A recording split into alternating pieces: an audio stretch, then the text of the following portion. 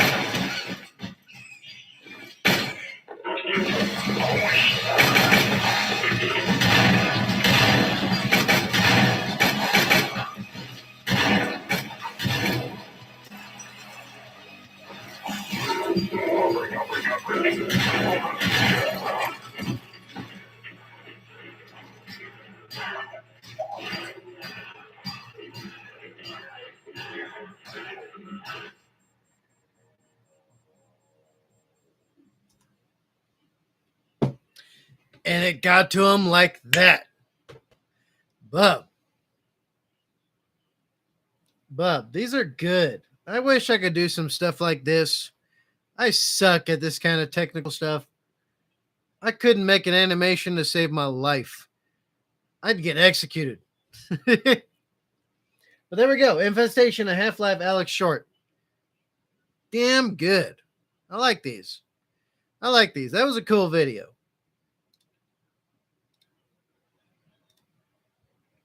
All right. Gavin Giant, where did the name come from? What do you mean by name? Which one? Brandon Peters, I put a video in the Discord. It's a short one, so don't worry. Gavin Giant, BlastCap is more artillery, just wondering. Artillery or a breach charge?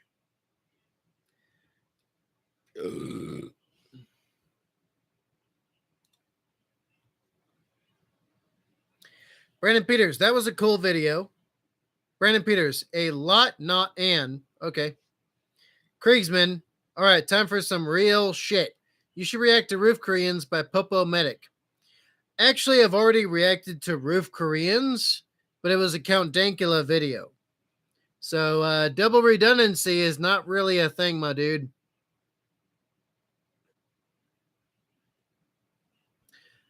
Gavin Giant, BlastCap is more artillery, just wondering. Actually, a blasting cap or a BlastCap, you can use those in demolition charges.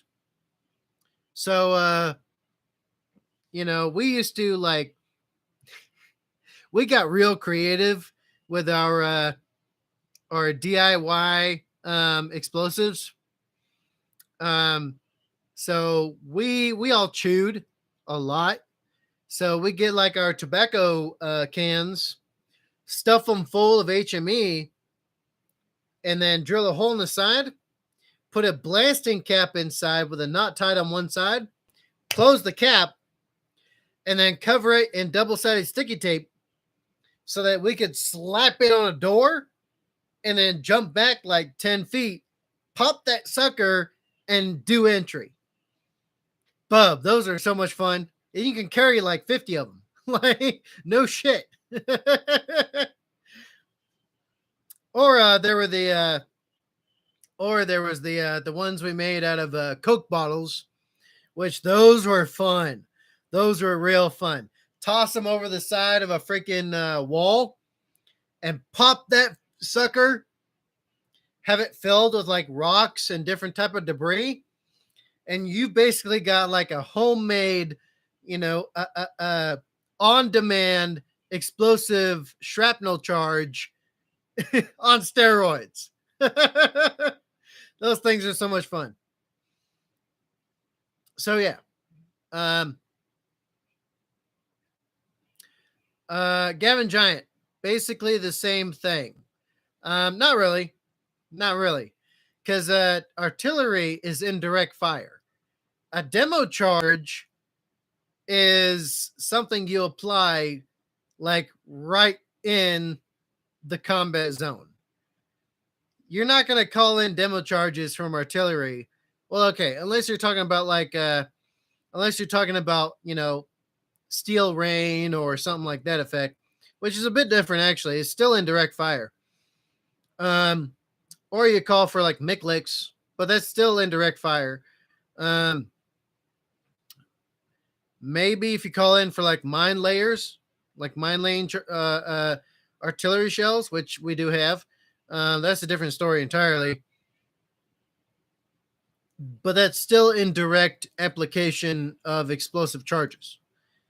So yeah, there's that. But yeah. But Gavin Giant, if you're asking how I got the channel name, it was actually a battle buddy of mine from the military who came up with it. It's a mixture of different call signs I've had in the military. So I've had Blast, I've had BlastCap, and then I've had Badger as my call signs. I gained the nickname Blasting Cap or BlastCap because of my over enthusiasm for using demolition charges that were do it yourself in the military within my team. So I came up with all sorts of creative ways to make demolition charges and different types of explosive offensive weapons, so to speak.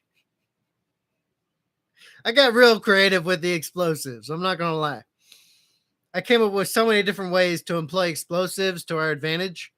So I got the nickname BlastCap. And later on, it was given to me as a call sign. So that was a lot of fun. And then also I got the nickname, not nickname, but the call sign Badger. Because, my teammates came up with those ones.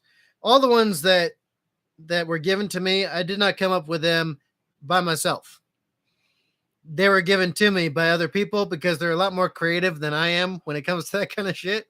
But I got the nickname Badger because according to my teammates, I was like a honey badger in human skin, essentially putting it. Because I would force my way through some shit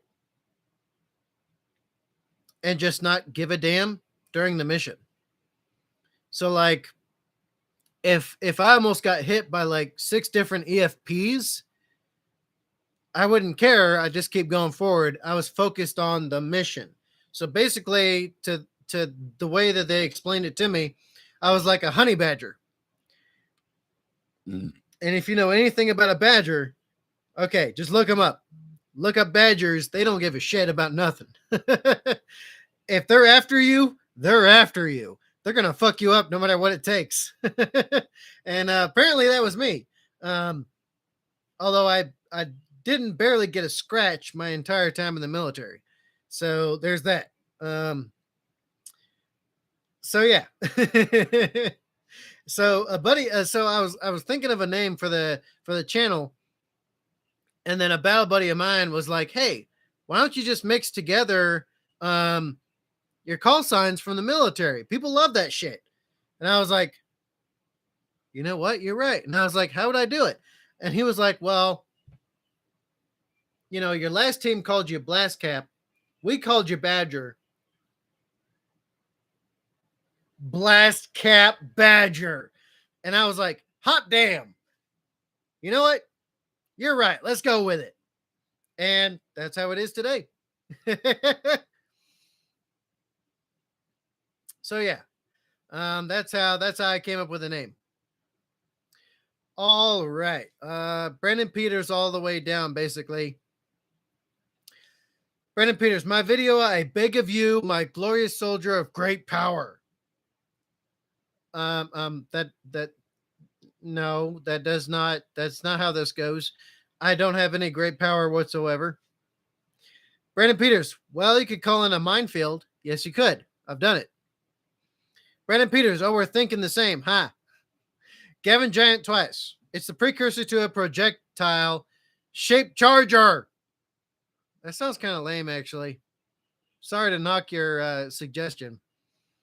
Brandon Peters, Badger likes kaboom. Laugh out loud. Call sign. Nice. Brandon Peters, Honey Badger in human skin. It's a shapeshifter. It's a shapeshifter. Kill it. Gavin Giant, Honey Badger is rabbit, and normal badgers both are territorial. Kriegsman, all right, my request is the North Hollywood shit out by Popo Medic. Okay, well, before we do that, uh, share the live stream. Share the live stream. Get more people in here. So, share the live stream with your friends, family, your dog, your cat, your squirrel, your donkey, your goose, whatever. Share it. Get more people in here, or at least get more people watching with you, or something, because YouTube hates me. So there's that. So yeah. Oh, my back. Okay. Um.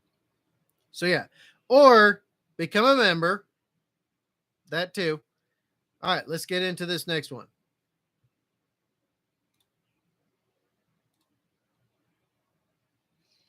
All right, North Hollywood Shoot Up by Popo Medic. Let me see.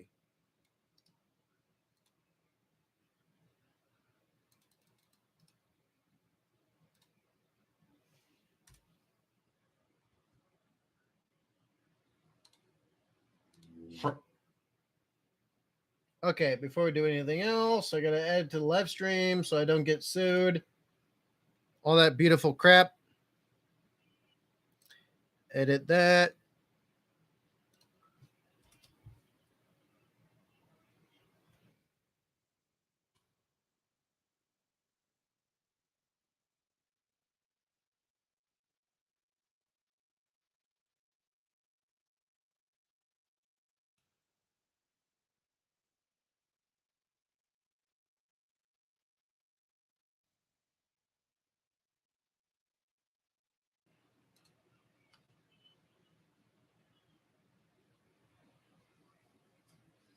Okay, but before I jump into that, make sure you've shared this again. Hashtag it, everything you want to.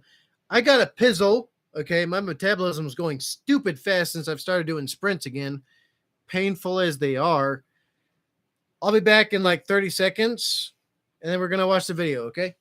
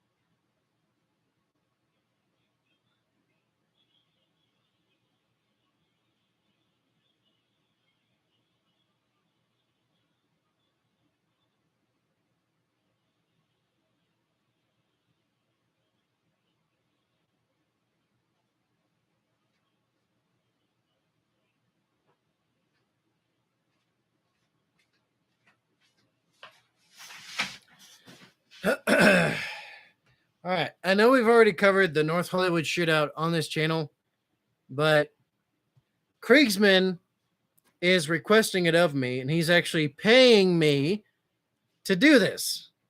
So, since he's one of the very few people that's actually supporting the channel, I have to honor that.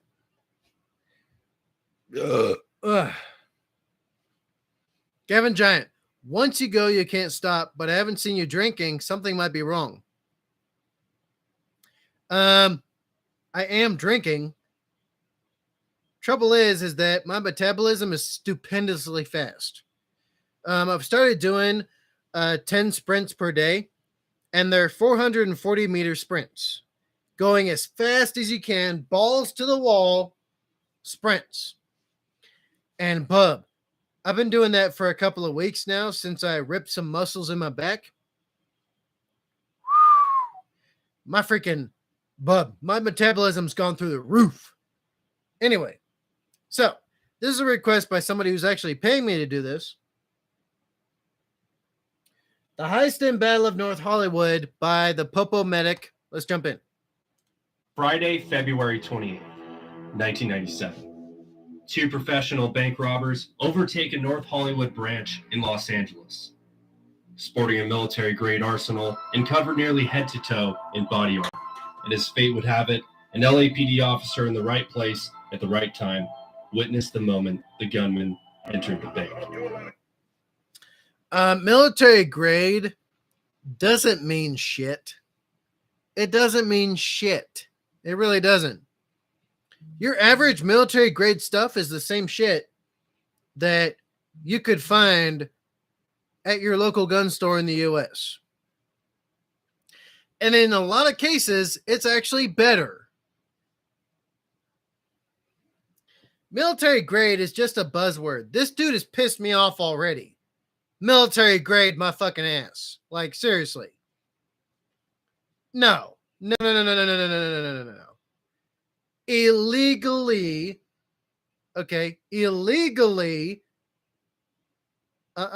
acquired weapons is more appropriate. You dumb numbskulls. The police soon had the men surrounded, expecting the men to barricade inside. But instead, the two robbers swiftly exited the bank, spraying over 1,000 rounds at police. Over 44 minutes, and 2,000 rounds exchanged, the streets of North Hollywood turned into a living hell.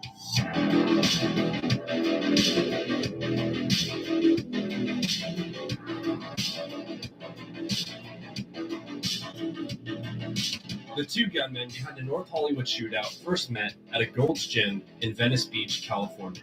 Larry Phillips Jr., a Los Angeles native and proficient real estate scammer, and Emil Matassarina, a Romanian immigrant and college graduate with an above-average IQ. They were close in age and talked everything weightlifting and bodybuilding and whatever else the fuck gym rats talk about. Chicken breasts, probably. Despite the contrast of their upbringings, the two quickly became close friends outside of the gym. And both of them look like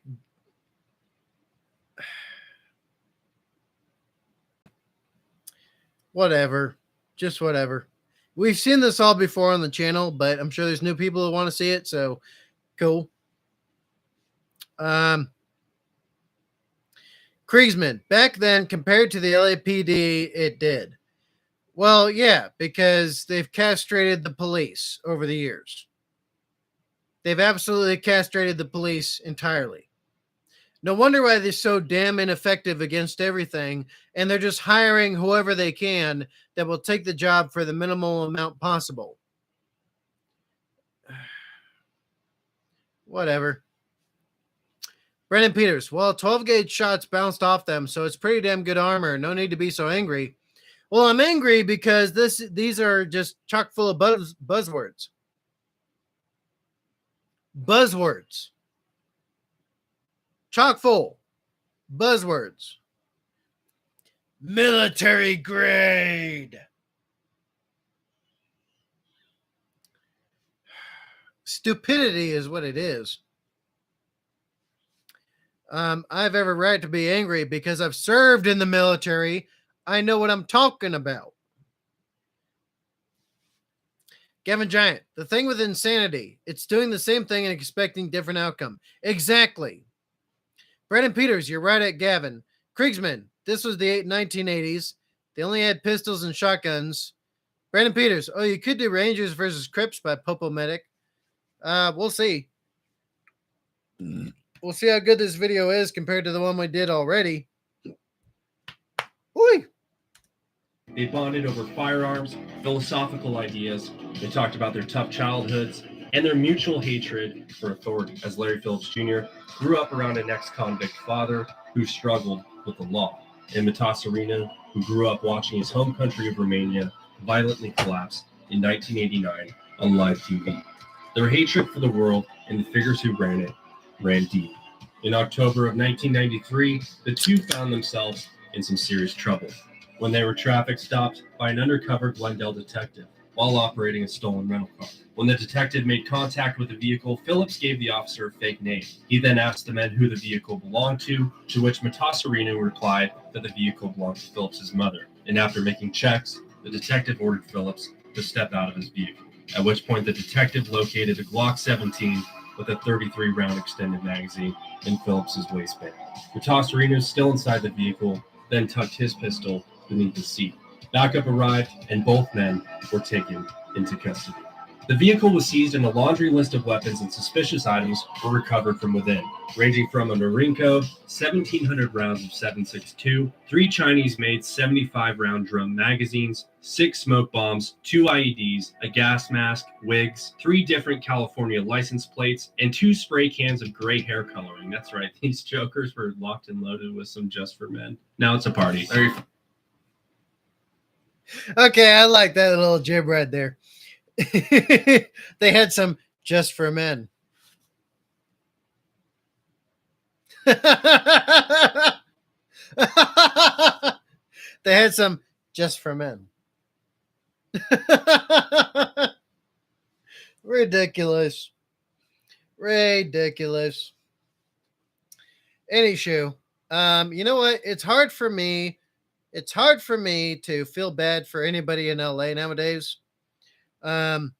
Actually, for the last like 30 years, the people in LA live in their own little bubble of unreality. So anything that happens to them is just deserves. You voted for it. You voted for it, so you deserve the consequences of that. That's how I feel about it. Hate me or like me, whatever.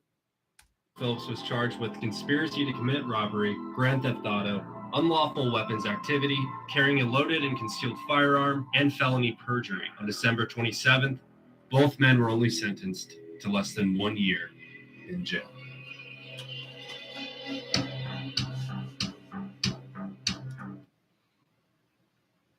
When the enemy is relaxed, make them toil. When full, starve them. When settled, make them move. Is this Sun Tzu? Because if this is Sun Tzu, that's some facts.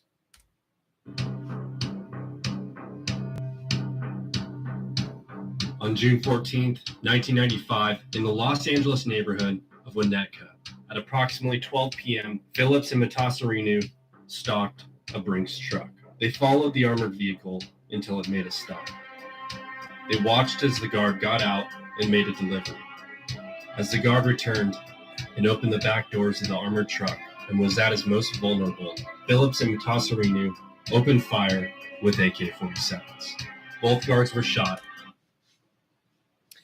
I gotta say, though, I like this music. This is my era of music right here, y'all. Still, nobody has guessed my age with one single guess. But if you're caught trying to guess twice, you're put on timeout, fuggin'. And $120,000 was stolen.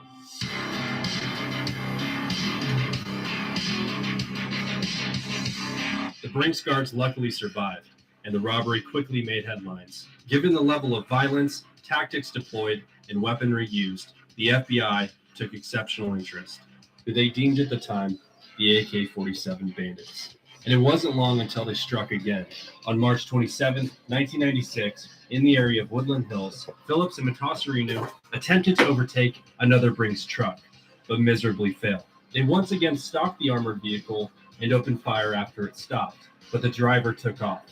They chased the vehicle briefly before fleeing the scene, and once they got away, they ditched their vehicle and set it on fire. Despite the recent failure, only 2 months later, the men graduated to bank robbery. And on the morning of May 2nd, they initiated their first ever takeover heist.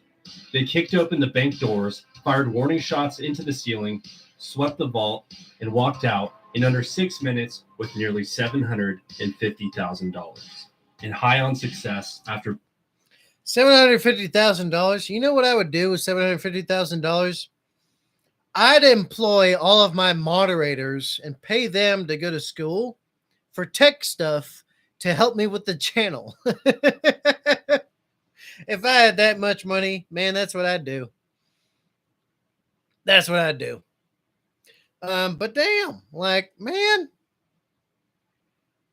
if crime really doesn't pay, how are you disincentivizing them by not having like very heavily armed, security for these trucks?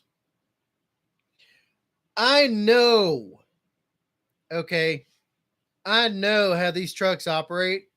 And to this day, they'll maybe have a dude with a Glock and like a 10-round magazine.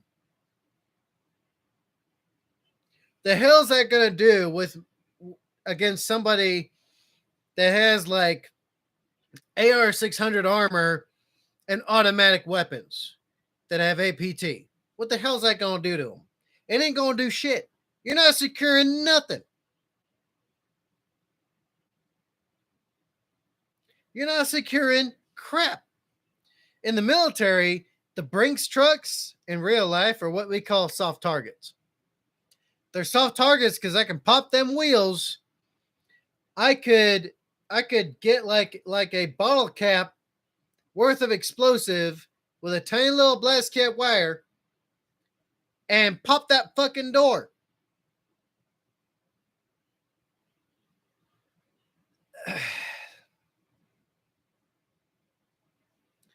Dude, these people know nothing about security. They're paying minimum dollar for it.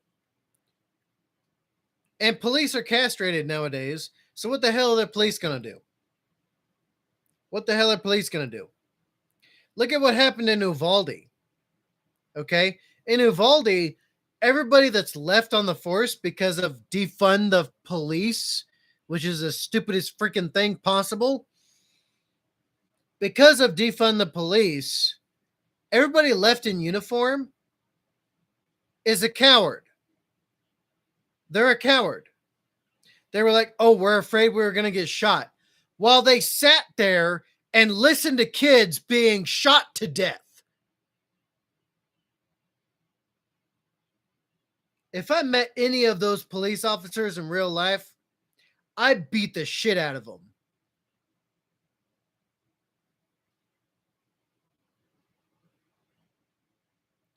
That stuff pisses me off. You chose to wear the uniform. You chose to get the badge. You chose to carry that weapon. You have a duty, obligation, or responsibility to protect, to serve, assist, and protect. If I was the lone officer in that building at Uvalde, and I heard gunshots going off in that freaking classroom as soon as I came up, I'm breaking down that door and I'm unloading a magazine in that dude. Unloading. And I'm going to keep shooting until they stop moving.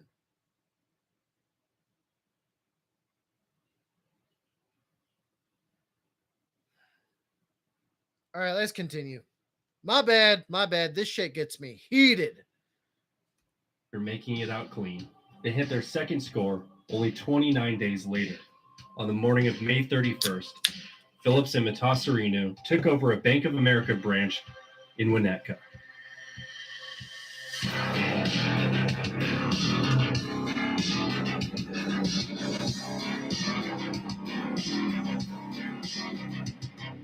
Walking out once again with just under $800,000, accumulating a net worth of approximately $1.6 million in 30 days. And at that point, these dudes could have called it good and just left.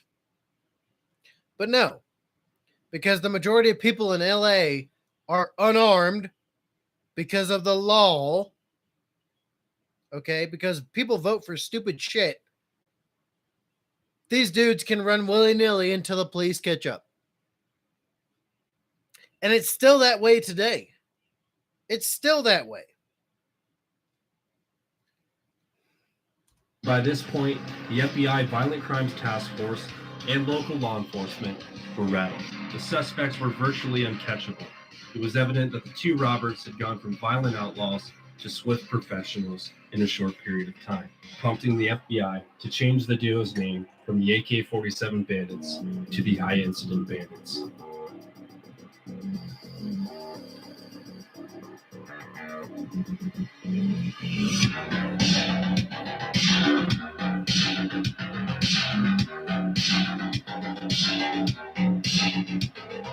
Over the next several months, a massive joint operation spanning multiple law enforcement agencies from the AK-47 Bandits to the High Incident Bandits.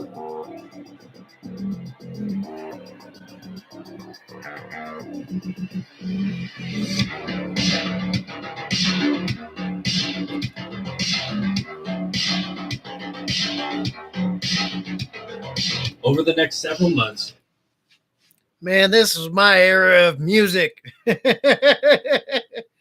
I'm surprised I can still have kids at my age. Anyway, so yeah.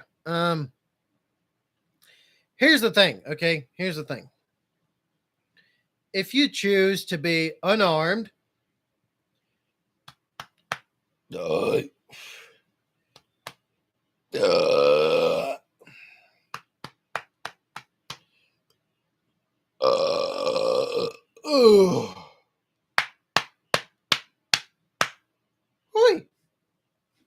here's my thing. Okay, people hate me for this. I'll probably be notorious for it. But here's my thing. If you choose to be defenseless, when you are aware that there is evil humans, then you've chosen to be a victim. You chose that. Nobody forced it on you.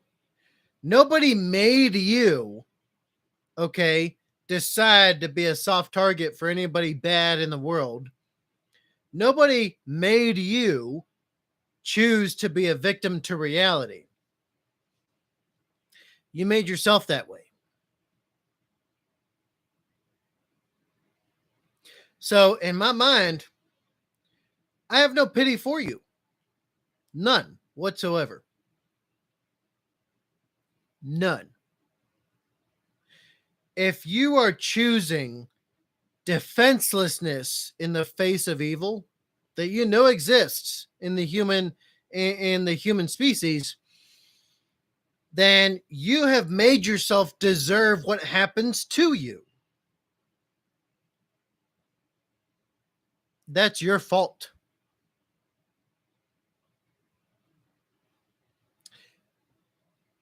If people choose to hate me for that, so frickin' be it. But people need to wake up to the freaking reality that's right in front of their face. Even in the nature that these so-called same people say they worship, okay, a fly is still victim to a spider if the fly does not avoid the web.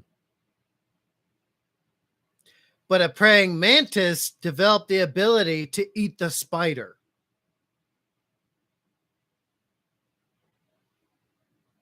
So, yeah. Hate me for that if you will. That's fine. It's whatever to me.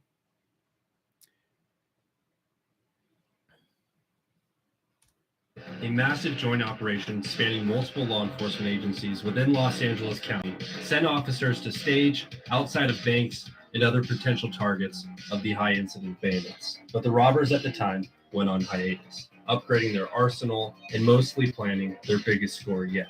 Phillips and Matassarinu narrowed down their options to branch 384 of Bank of America, located in North Hollywood, California.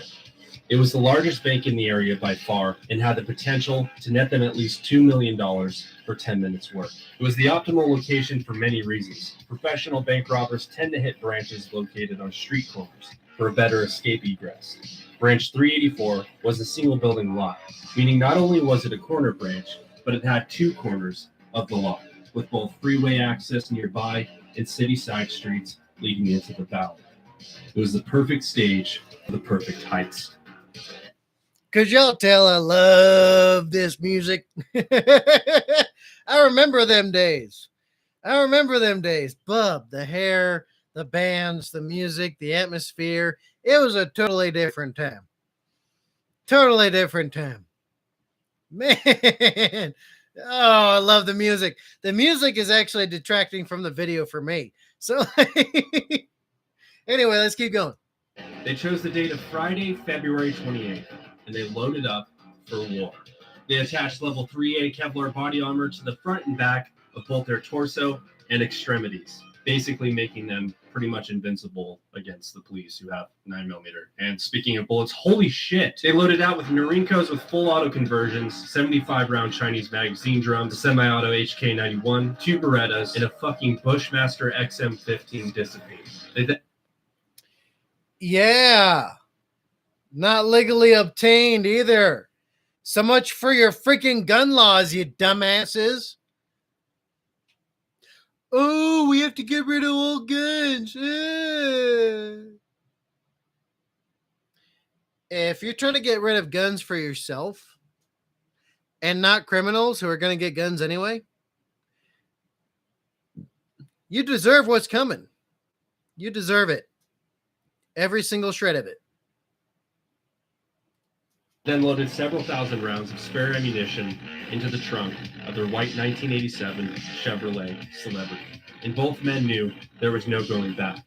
They dug their graves in their past robberies, and after getting busted once, they knew they would be facing life in prison, unspoken, but likely even fearful of one another, and the idea of their counterpart cooperating with authorities in exchange for a lighter sentencing. They knew from here on out, contact with law enforcement could only end one way. And on the morning of the robbery, the men each took an unknown dosage of phenobarbital, a central nervous system depressant to basically Master Chief the shit out of their nerves. They suited up, drove to the bank, synchronized their watches, and at 9:17 a.m., Larry Phillips and Emil Mastarinu clashed through the doors of Branch 384, firing rounds into the ceiling and declaring aloud, "This is a fucking holdup."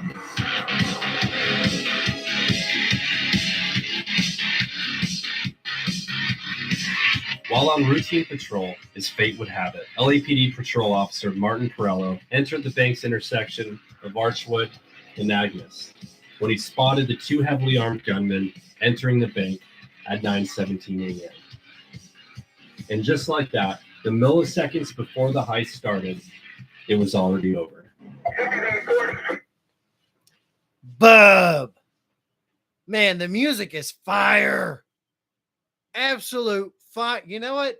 I'm going to do some music reactions to the shit that I like pretty soon here. And we're going to have a fun time with that.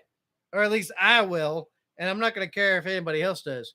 But like, Bub, the music back in the day. It really got to you. All right, let me read the chat real quick. Kevin Giant. Different kind of thing. We don't really respect gangsters. They hurt innocent people. Well, duh. Innocent people are only as innocent as defenseless as they've made themselves. Okay. If you decide to be defenseless, you're not innocent in what happens to you. You're complicit. Just saying. That's facts. You make yourself a soft target, there are going to be people searching for it. That's reality. Brandon Peters, gangsters get capped, and for good reasons. Indeed. Kevin Giant, especially the new kind of gangsters. They're idiots and a half. Yep. Kriegsman, take away a product that increases demand. You damn freaking Skippy. The federal government is dumb as fuck. They're stupid as fuck. Whatever. This video is not monetized anyway. Gavin Giant, gun thing, we can own them, but highly vetted. No, just give everybody a gun. Give everybody a gun and ammo to go with it and training. You'll see a lot of shit disappear overnight. Brandon Peters, the only good gangster is a dead one. Also, banning gun is dumb. I mean, we banned alcohol and look how well that turned out. Exactly. Prohibition never works. Kriegsman, Medic has a good production value. Yeah, unlike my channel sucks. I don't have good production value. I can't afford it unless people become members of the channel. If we get at least half of everybody subscribed to become members of the channel, then I could actually afford production value. But I can't do it myself. So I need y'all to pitch in. Brandon Peters, if the music is fire, who needs flamethrowers? Kriegsman, an armed society is a polite society. You damn Skippy. Brandon Peters, no, some people definitely don't need to have fun. Unstable people especially. Give everybody them. And then even if unstable people try to take advantage of it, they're going to get capped as soon as they show up. There you go. Brandon Peters, by the way, I guess you're in your 50s or high 40s. You've already tried to guess, Brandon, and you lost. You only get one guess to get the $1,000 plus prize. So, yeah.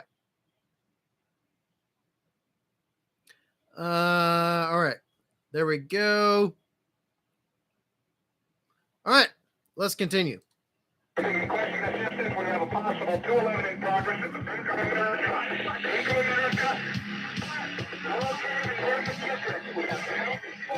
Inside the bank, the gunman took over while continuing to open fire into the ceiling. And after gaining everyone's compliance, Phillips and Matasarinu began shooting at the bulletproof door that gave access to the bank tellers and the vault. The door, which was only made to withstand small caliber ammunition, broke open after a few shots from their modified Marine guns. The men then forced the tellers to fill their bags with the money from the vault. As they held the door, watching over their shoulders, they realized there was a big problem. There was way less money in the vault than they had anticipated. The adrenaline partnered with the intense stress led the two men to unravel, and bursts of gunfire continued solely out of rage. Matasarinu became so enraged that he emptied a 75-round drum magazine into the vault, destroying the rest of the money. In total, the tellers only packed $303,000. Meanwhile, outside of the bank, LAPD officers Perello and Farrell enter the perimeter of a parking lot across the street and are soon joined by multiple officers rushing in to the area. Okay, so they only I pointed this out in the last time I covered this. They only reinforced to the point of small arms, so like handguns. Are you dumb or are you fucking stupid? Are you dumb or fucking stupid? Huh? You're fucking stupid. That's what. And you're dumb. You should reinforce to the point of explosives. Always. Always. But no, of course not. Because it's LA and they believe in dumb fucking shit. They're like, oh, only handguns are the thing we have to worry about. How stupid can you be? How dumb can you be? Okay, I guarantee you, if everybody that was in that building was trained and armed, these dudes would have been stopped as soon as they got inside the freaking door. As soon as they breached the door and they faced down people, dozens of people with firearms and APT to boot, they'd have been done. Just look at what happened here in Texas not even a couple of years ago. Okay, they held a Draw Muhammad contest just to draw out Muslim extremists. And those Muslim extremists showed up with AK-47s, and as soon as they showed up to the venue with weapons and started trying to shoot, they got taken out immediately. Immediately, they got shot by 50 different people with different caliber firearms. And they got dropped on the freaking front steps. That's how it should be every freaking where. That's how it should be everywhere. But no, instead people are like, oh, take away the guns because I'm scared and meh. Whatever, you freaking weak sauce, pansy ass motherfuckers. If you choose to be a victim, fine, that's on you. I don't care about you. I don't. If you choose to be a soft target for evil, you're complicit in the actions of the evil. That's a fact. Evil triumphs when good people stand by and do nothing. That's a fact. It's been proven throughout history the whole time. But people choose to believe this fantasy of like, if you disarm everybody that's a law-abiding citizen, no harm will come to you. That's a freaking fantasy. Coleros. A la madre de Dios. Whatever. Let's keep going. An anxious Larry Phillips noticed the silence outside of the bank. There was no longer any foot traffic outside, or even a single car on the usually busy roadway. He walked halfway out of the bank and heard nothing but the freeway noise coming from a half a mile away. And in that moment, he realized the police were waiting. At which point, both men could hear sirens of the cavalry of the LAPD responding, as well as the sound of exploding dye packs in the money bags, rendering the bills completely useless. The officers outside were coordinating what they thought would be a barricade situation, until Larry Phillips stormed out of the North ATM lobby entrance, spraying rounds at officers with his Marine pin, immediately injuring 7 officers and 3 civilians from 200 feet away. And this is what I'm talking about when it comes to the castration of the police. We need to militarize the police in the proper way, not the dumb way. Okay? I'm talking about arms and armaments and training. Okay? For an infantry squad, okay, just a regular basic infantry squad, to be qualified to go into combat, okay, they have to conduct, okay, per month, they have to conduct 10 different drills to perfection. Perfection. You have to hit every target. You have to conduct proper PID, which is positive identification of targets, and at the same time engage lethal targets at the same time. 10 times per month. And each of these trainings can take like 4 days.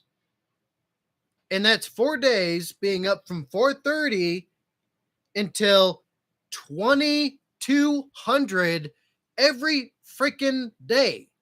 Training on your weapon systems, training on your engagement of targets, training on positive identification of targets. That's what I'm talking about.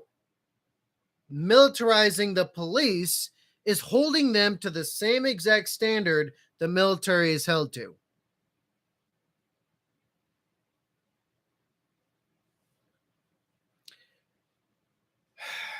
But everybody's like, oh, well, if you do that, the U.S. will become a police state. And I'm like, you're a freaking dumbass. If it's done correctly, if it's done to the same standard, okay, the U.S. is not going to become a police state. No. It just means that when police respond, okay, that they're going to be more effective and they're going to be more directly involved. Okay. But here's the problem. Here is the problem.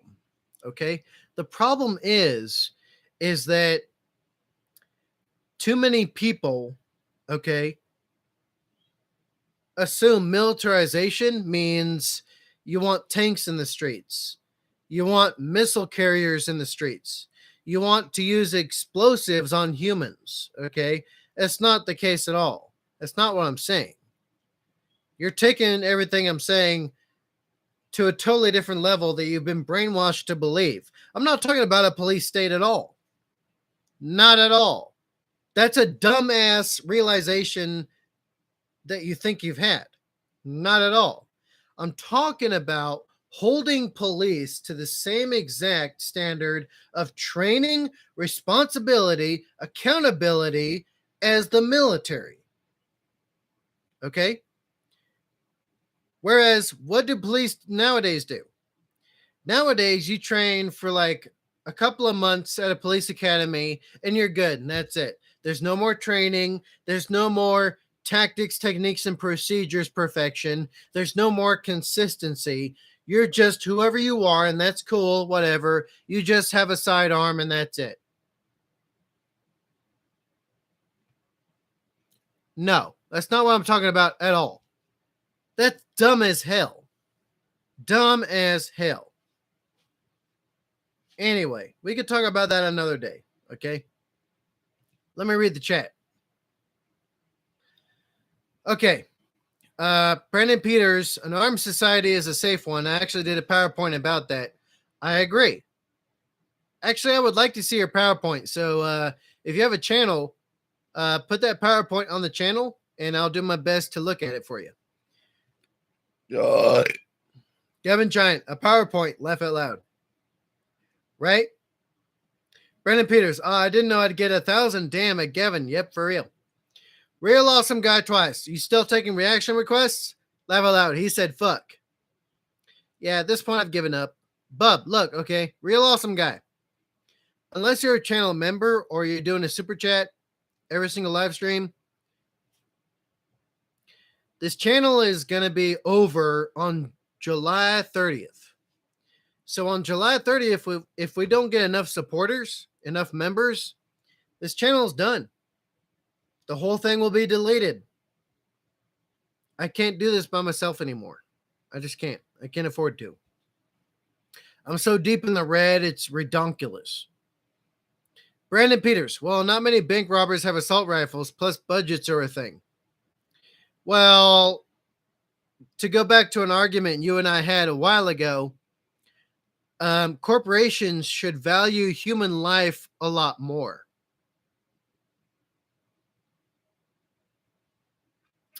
Gavin Giant, we have to show our mental health thing, and your family, friends, and GPDR is asked questions about things. Who cares? Who cares? I really don't. Brandon Peters, good luck trying to train and arm 329.5 million people. Actually, it's a lot easier than you think.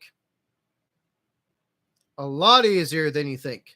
Even though the NRA is just a stupid organization overall, they have some merit in the fact that they have some people who are trained professionals that will train people.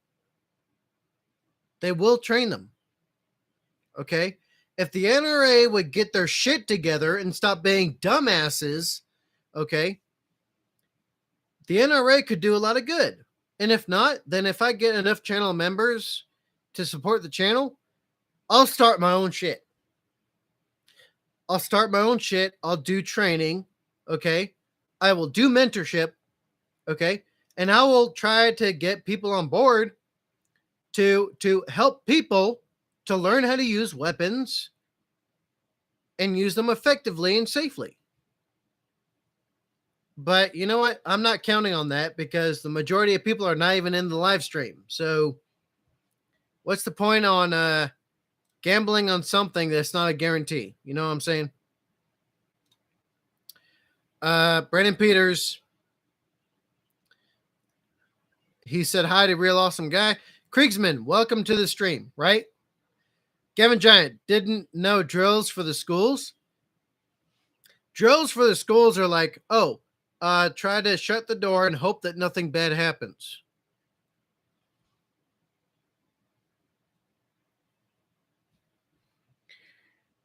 I have never seen a school drill that has been effective against somebody with a firearm.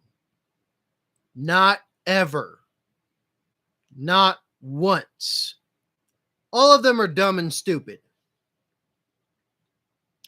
Brandon Peters, that's a big if, Badger. Precisely, but it's probably not going to happen because we have too many stupid people in this country.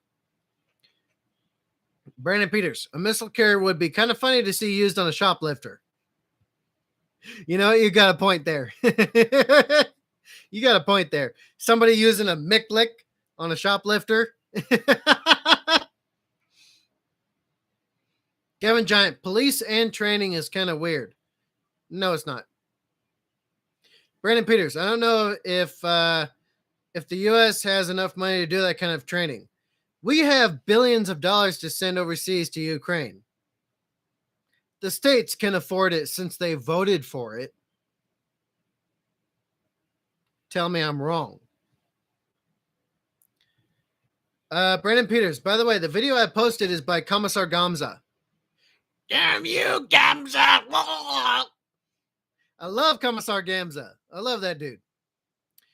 I still like Major Kill too. Brandon Peters, corporations only care about money. Exactly. But if you have enough armed people, they're going to care about money only as far as it's insured to actually happen.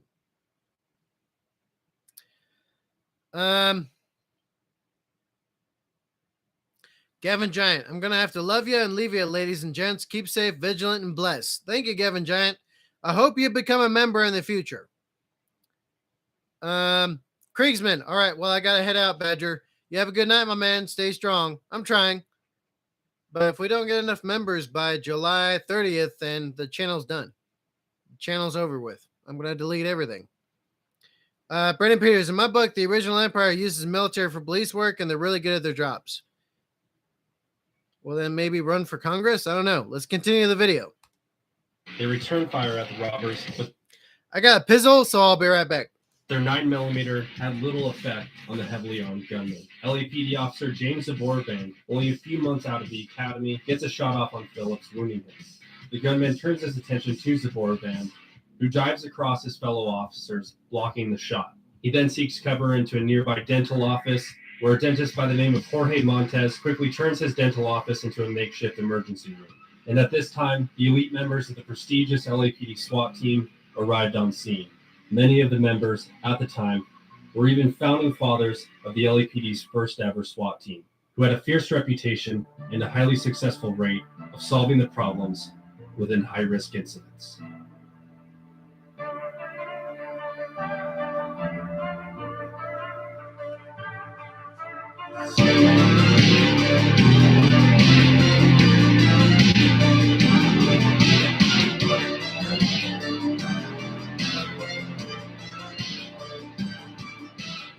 Phillips retrieves the HK-91 and begins sniping news helicopters with 308, hitting a KCAL-9 chopper's rear stabilizer, until a group of officers who raided a nearby gun store to obtain higher caliber weapons returned and landed a shot on the HK-91, disabling it. Phillips picked back up his Norinco until his weapon stovepiped. Not knowing how to clear the malfunction, he pulled out his Beretta and continued firing at police. And suddenly, realizing it was the end, Larry Phillips took his own Beretta and ended his life.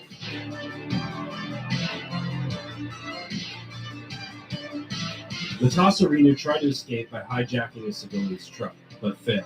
The SWAT team saw this and took advantage of Matasarinu's exposed position and moved in to engage him while taking cover behind a patrol vehicle.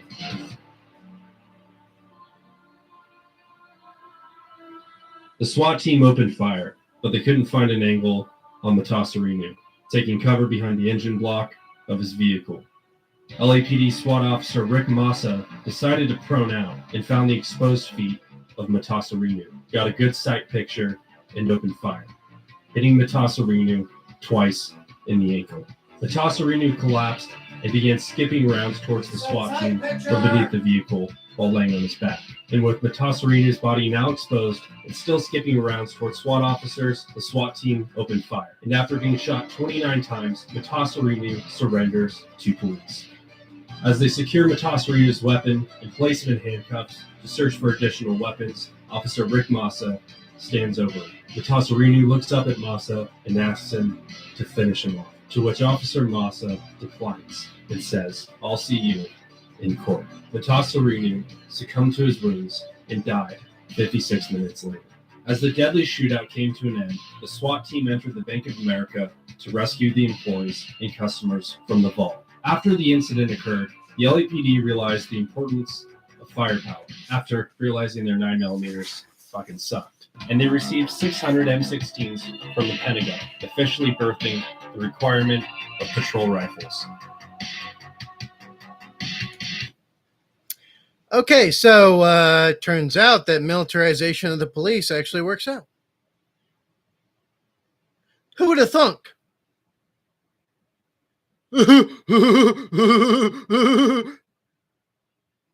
Come on now. Anybody that believes militarization of the police, it's like asking for a police state, doesn't understand why it's a necessity to arm the population the same way.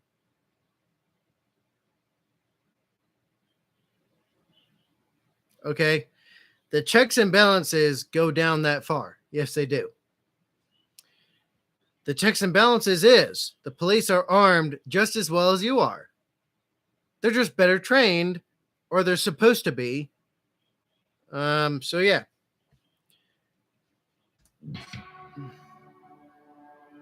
The aftermath. 1 year after the incident occurred, 19 LAPD officers received medals of valor and were even commended by then President Bill Clinton. Despite the injuries, the shootout is regarded as a success for police, who were severely outgunned and managed to prevent any civilian or officer fatalities. The pop culture and lore of the North Hollywood shootout runs deep. From a Megadeth song to a made-for-TV movie, countless documentaries to an op-ed in Rolling Stone magazine. It's estimated that Phillips and Matassarini fired close to 1,200 rounds, with the LAPD returning close to 650 rounds. The North Hollywood shootout will always be regarded as one of the most dangerous confrontations between robbers and police that America has ever seen. Hey guys, if you enjoyed this video, be sure to... All right, there we go. There we go. By the Popo Medic. The heist and battle of North Hollywood shootout. We've already covered this already, but I guess it's a different flavor of it. Whatever. Cool. All right, so what is next, y'all? What is next?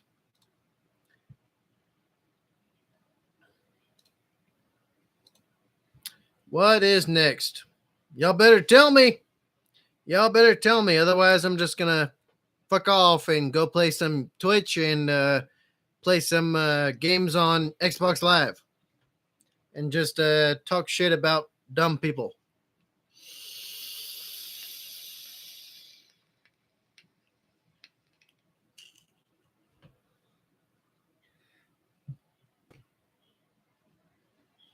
Brandon Peters. Okay, fine. I'll look at your video, but you're not paying me to do so.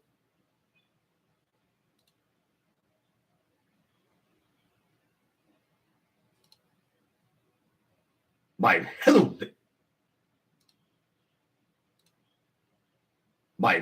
there, everybody. Welcome to... Mierda. All right, I better add this to the live stream, otherwise I get in trouble. I don't think Commissar Gamza would come after me, but you never know. All right, so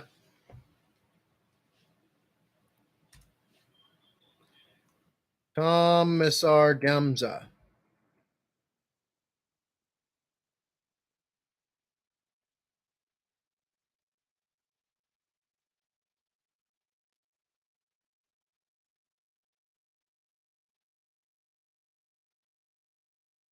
Paste it. Done. Okay, so let's check it out. It's not like people are watching this video anyway. There's pretty much nobody on the live stream, so another sign that I should just not have a YouTube channel at all. Can't help it. People want what they want. All right, let's jump in. So this is Commissar Gamza. This sci-fi would destroy Warhammer 40K. Sure. I guess let's see it for the nerds. Cool. This video. All right, guys. So today we're going to be talking about the Zeeli, which is an alien race from a sci-fi universe and a book that is called the Zeeli Sequence. Now, I wanted to talk about this because you guys keep requesting this. Gamza, could the Zeeli survive Warhammer 40K? I'm sitting here going, you know the answer to this. But for those of you that are unfamiliar with the Zeeli, go ahead and buckle up because this ride's going to get ridiculous. All right, so to really kick off this video, number one, you ain't going to really see any pictures of the Zeeli. Why? Well, let me be a lazy bastard here and read from the wiki, and so that way I can explain to you why. There is no explicit physical description of the Zeeli throughout the series. In the novel Exultant, it is hinted that over their exceedingly long history, the Zeeli have combined themselves with their technology, and as such, may not have a distinct individual presence that humans would be familiar with. Sounds like a convenient way to get out of making illustration. Sounds like a lazy production company to me. And now, what does that mean? Hell if I know. I guess they've just like fused with their technology or something. They're not even like humanoids walking around or some shit. They're probably like a presence, like a possessed machine or something at this point. And with their level of technology, they probably could look like Roblox characters walking around for all we know. All right, now to push this a little bit further to see how ridiculous this gets, let's read this next part of the wiki. The novel Exultant describes the progenitor of the Zeeli, referred to as the Proto-Zeeli, as one of the few survivors of the last phase change. When the universe had cooled enough for atoms to form, the Proto-Zeeli established symbiotic relationships with other survivors, as well as autocatalytic reactions in the new baryonic matter, thus emerging what would later be called the Zeeli. This potentially dates the Zeeli to when the universe was only a few 100,000 years old, but with direct knowledge and observations that reaches back to within minutes of the Big Bang. Translation, they're old as shit. This basically makes them at least 13 billion years old. I mean, dude, Okay, cool. Can we move this forward? Even dabs on the Necrons. They could literally look a Necron in the eye and go, biatch, I've been awake longer than you've been asleep. And Damn you, Gomez! Or something like that. he'd be crying too if he still had his eyeballs. But okay, trust me, that ain't enough. We gotta get more extreme. So let's go back to Lazy Wiki and let's read some more. The Zeeli use primordial black holes as a habitat. What the fuck? Construction tool and computing devices because at the time they emerged, the event horizon was one of the few things that survived from their earlier epochs that they understood. More so, heavier atoms were exceedingly rare because stars had not yet the time to create them through nuclear fusion. As the primordial black holes evaporated, over time the Zeeli eventually migrated to using supermassive black holes around which galaxies were forming. Oh shit, here we go. Although the galactic black holes were trillions of times more massive than their ancestral homes, the Zeeli proved to be quite adept at using the complex physics around the event horizon for their purposes. Over the billions of years since their migration, the Zeeli have become a ubiquitous part of the complex ecology of the supermassive black holes, along with an unnamed number of other species that are also veterans of the same very early eras of the universe. Am I the only one that's getting bored? Look, okay, I like Commissar Gamza. I like a lot of the stuff he does, but at the same time, there's some videos of his that just don't cut it. They just don't cut it. Okay, if this doesn't get interesting quick, I might just cut away from this and just watch some shit I want to. So let's keep going. Join us next time on Dragon Ball Z. Next time on Dragon Ball Z. Will Goku overcome Frieza? Will he be overcome Cooler? Will he become any smarter than he is already? Find out in the next episode of Dragon Ball Z.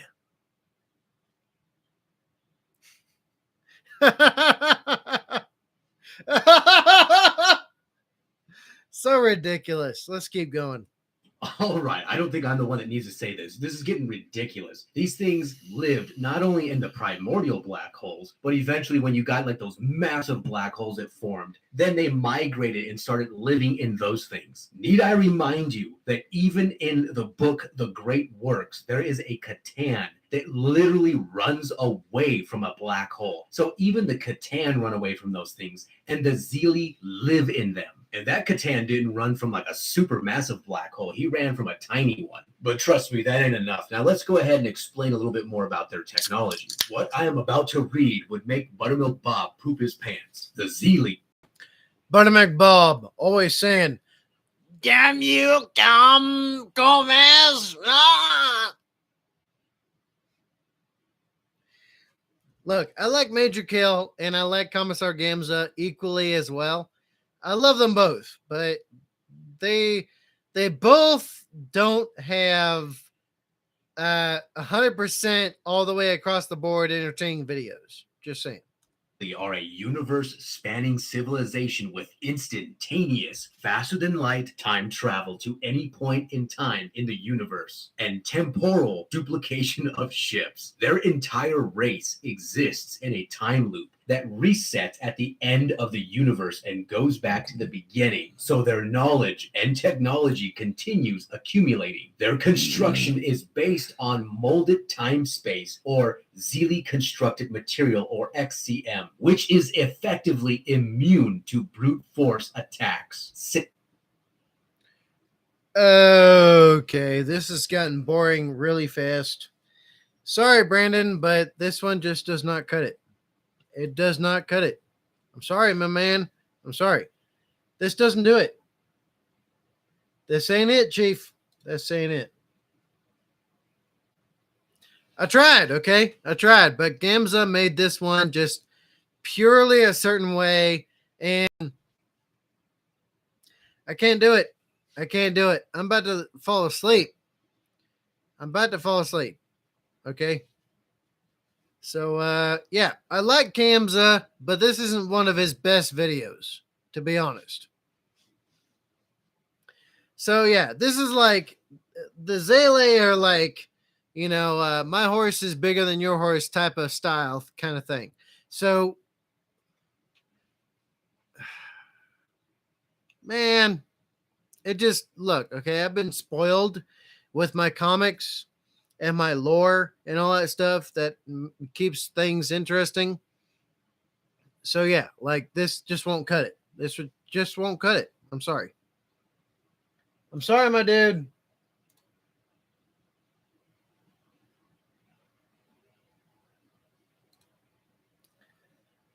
All white.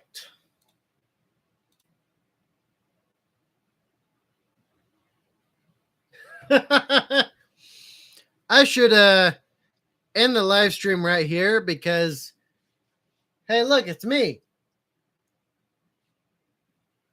It says only 4 watching. 4 out of over 2,000K. Okay? 4 out of 2,000 people watching. Why do I even have a channel? Why? When there's only 2,000, there's only like 4 out of 2,000 watching right now. Why do I even have a channel? Seems like it's a waste of time to me. But anyway, does anybody else have something? Anybody else? At this point, I really don't care. If not, then I'm just going to watch some shit that I want to watch, and that's about it. Okay. Brandon Peters, geez, I'm not made of money. Although I probably wouldn't last long, and if I was, I'd sit out in the rain and die immediately. Probably. Brandon Peters, Dragon Ball Z narrating, my life would be neat. Actually, that'd be a good idea to make some original content for you if you could pull it off. I couldn't. I'm gonna admit that right off the bat. I couldn't. Brandon Peters, aw dang. Guyver, the Zaylee are my dad can beat up your dad levels of overpowered. Ain't that a fact?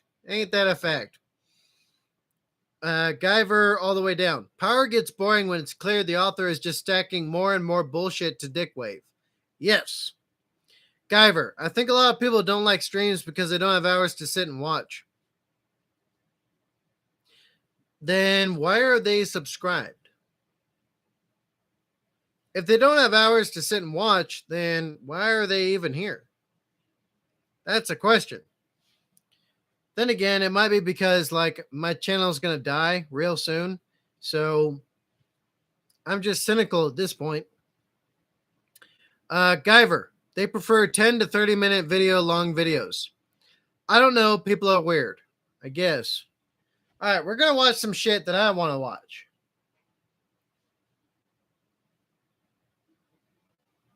Let me see. What do I want to watch right now?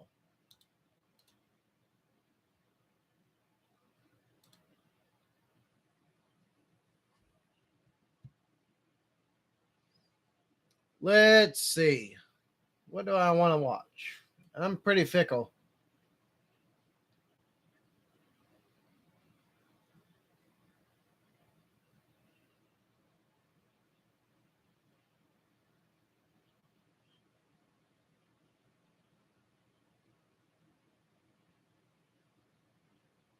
Let me look at it. Look, if you don't want to hang around, it's whatever at this point. Because the channel's going to be dead anyway in a month. So, on July 30th, the channel's going to be done. It's going to be done and over with. The Discord's going to be deleted. The Twitch channel is going to be deleted as well. So yeah, there's no use in me doing something I get nothing from. I'm sorry to y'all, but I can't do this for free. I just can't. I can't afford it. All right, let me see.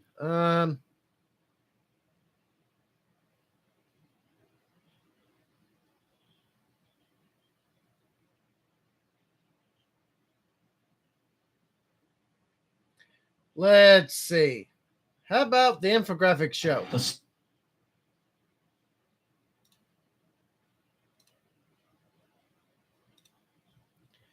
I don't think we've seen this one. All right, let me add it to the live stream.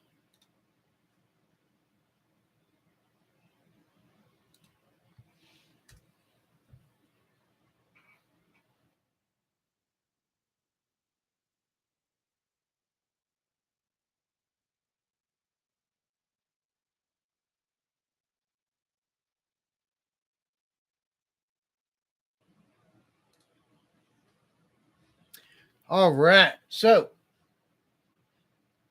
let me put it there. All right, so this is the infographics show. Most insane booby traps used during the Vietnam War. This should be interesting. All right, y'all ready? I'm ready. Let's do it.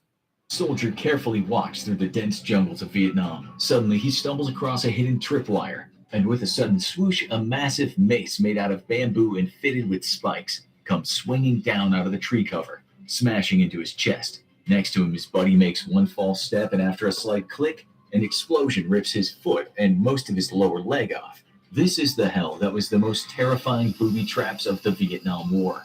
A booby trap simply known as the mace was not only terrifying but deadly upon impact. As U.S. soldiers walked along jungle paths making their way to their next objective, they could be ambushed from above. The mace was a large ball made of wood or metal covered in spikes, secured in the jungle's trees. The spikes were made out of bamboo, branches, or even metal. The mace would be secured in the tree and tied to a tripwire. When an unsuspecting soldier snagged his boot on the wire, it would trigger the release of the spiked ball, which would swing down from the trees and impale itself into the soldier's skull. This would most likely cause immediate death, but if it did not, the soldier would wish he were dead. There would be no way for the spikes to be pulled out without killing the wounded soldier, so the mace either caused death upon impact or soon after. A simpler version of the mace could be constructed using materials found only in the jungle. This made the mace a versatile booby trap. Viet Cong soldiers could sharpen bamboo into pointed stakes, then stick them through a large ball of mud. When left in the sun, the mud would harden and secure the bamboo spikes in place. Then the Viet Cong could tie the mace to a tree using vines or cords. All of this could be done by a single soldier and then left alone until an unsuspecting victim triggered it. The ability to construct booby traps out of the jungle itself became a common theme with the Viet Cong, and each booby trap they created was more terrifying than the next. One of the most well-known booby traps used by the Viet Cong were punji sticks. Bub. Okay, punji sticks. Punji sticks. A dude that I know of, okay, he got blown out of the top of his tank, landed in punji sticks, and had all of his genitals cut off. Dude couldn't take a piss without a blow-up thing that was put in the place of his genitals to take a piss. He couldn't even have fun times with women anymore. Bub. I couldn't live with that. I would end it immediately.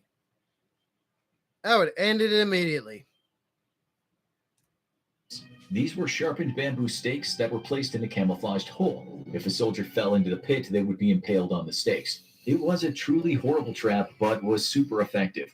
The thick jungles of Vietnam allowed this booby trap to be set almost anywhere and easily disguised. The way it worked was the Viet Cong soldiers would dig a hole deep enough and place the sharpened punji sticks face up.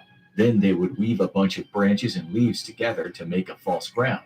This would be placed over the hole to disguise it as debris that had fallen onto a path. The hole would be almost impossible to see, but if a soldier stepped on the disguised canopy, they would instantly fall into the pit and impale themselves on the sharpened bamboo.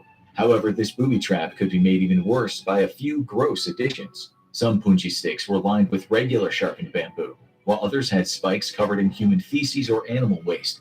This would increase the chances of infection if a soldier was cut open by one of the sticks, but did not die. In the jungle, an open wound would not stay clean for long.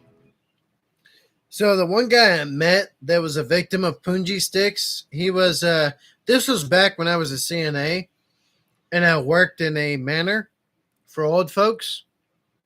This dude was like 69 and then he was 71 when I left the manor. A year after I left, he took his own life because he just couldn't last any longer. Even though he was, in okay shape, he could still walk pretty well. With assistance, he could still do stuff, but his stuff just didn't work. And finally, he was done. He was done. And I heard about it like a year after I left. But Bub, oh man, I would die before that happened to me. Like I said before, if I'm up against an army, I'm dying on a pile of corpses. I'm not going to take any quarter, giving none. Okay? I'm not taking prisoners, and I won't be taken prisoner. I will take out everybody in front of me, or I will die trying. Okay? And that's my ultimate way to go out, by the way. If I'm going to go out like that in a violent way, I'm going to take as many of those coleros as I can with me. There's going to be a pile of bodies around me before I'm dead. So yeah, like, no, I'm not going out that way. And since it was rare a platoon would carry antibiotics, it would most likely get infected, causing the soldier to become very ill. This is because the humidity and the temperature are the perfect environment for bacteria to breed and cause mayhem in the body. If you add a biological component such as fecal matter or waste to the wound, it almost always guaranteed an infection will develop. This would slow down entire squads as they tried to carry their wounded back to base, making them easier targets for ambush.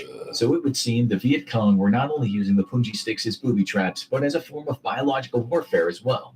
And if that wasn't terrifying enough, there was another awful way in which the punji sticks were being used. The punji sticks could be cut and placed in a way that made them more like barbs than spears. Sometimes they'd be placed upside down, so the soldier who fell in wouldn't necessarily get hurt too bad when they fell into the pit, but as they tried to climb out, the punji sticks would tear through their flesh, opening multiple wounds. As the unlucky soldier either tried to claw their way out of the pit or were pulled up by their squad mates, it would be almost inevitable that one of the punji sticks would pierce their skin.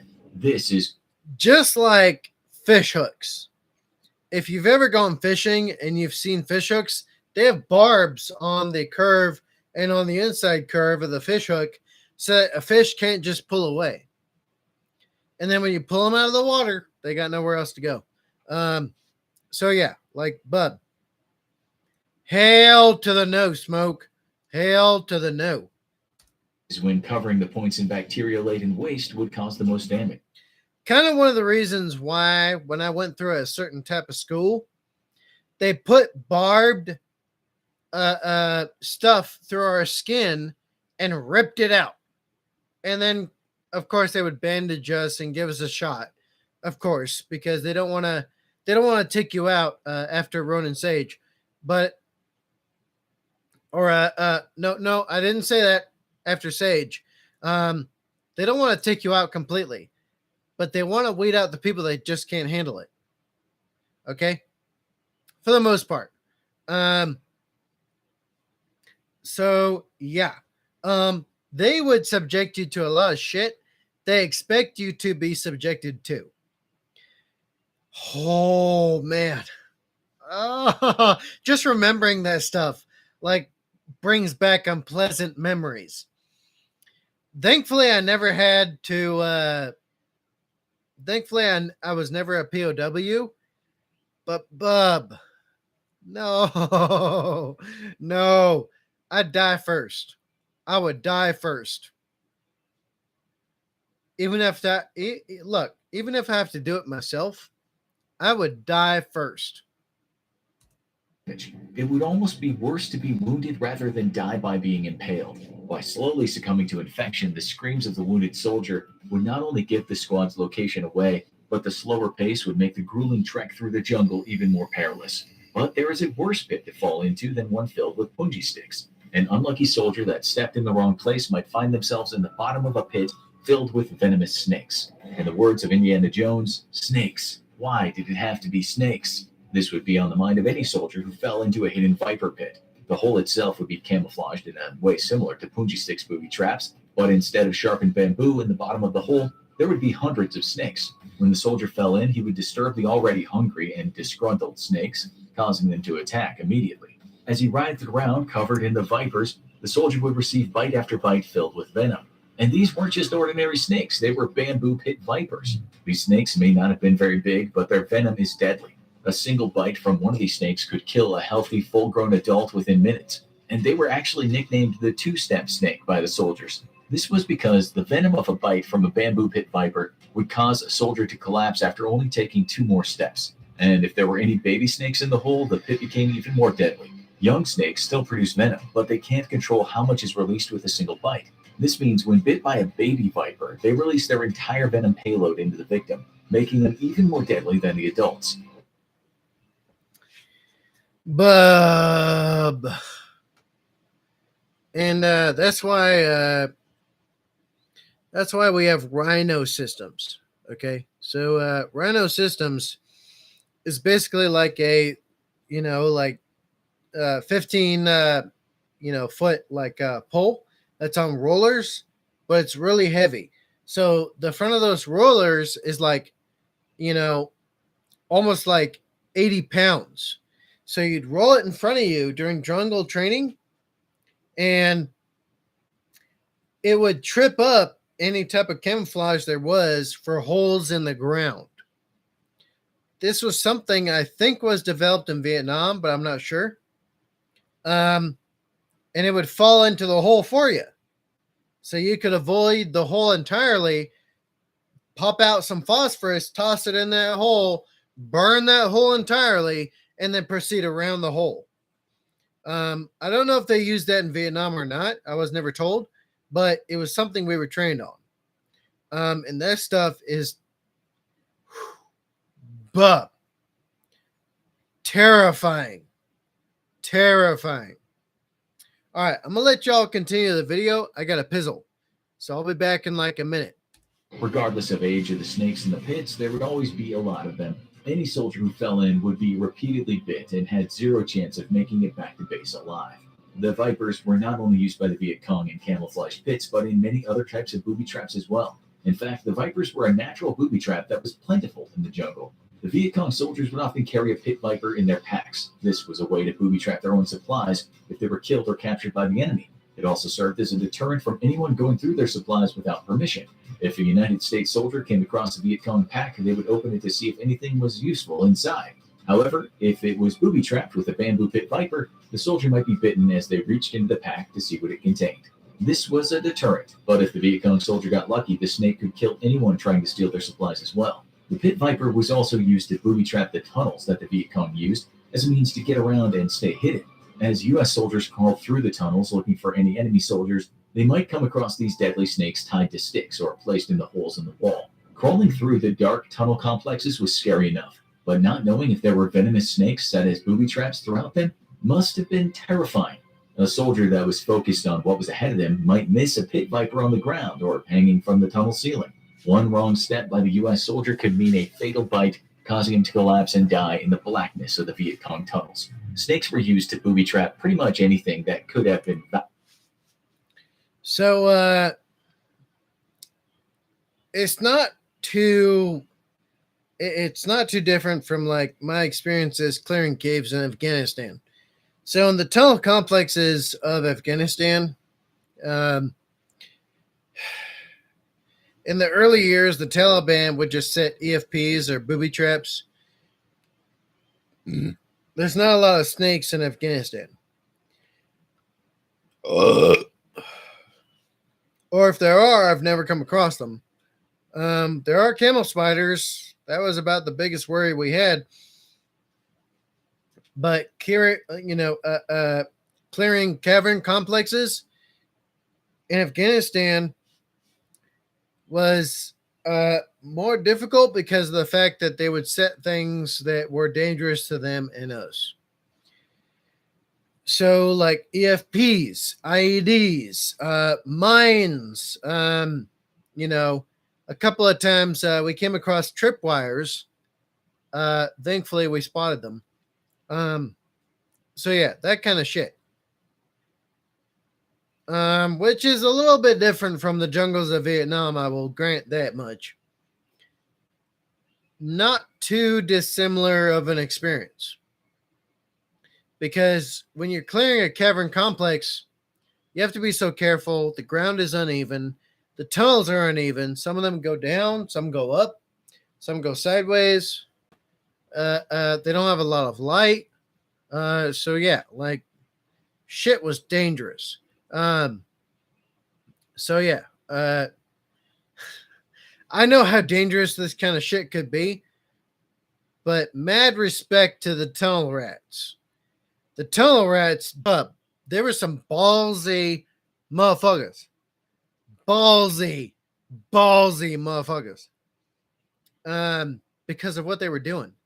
They did it with no special equipment. They took a 45 and a torch and dived into them suckers.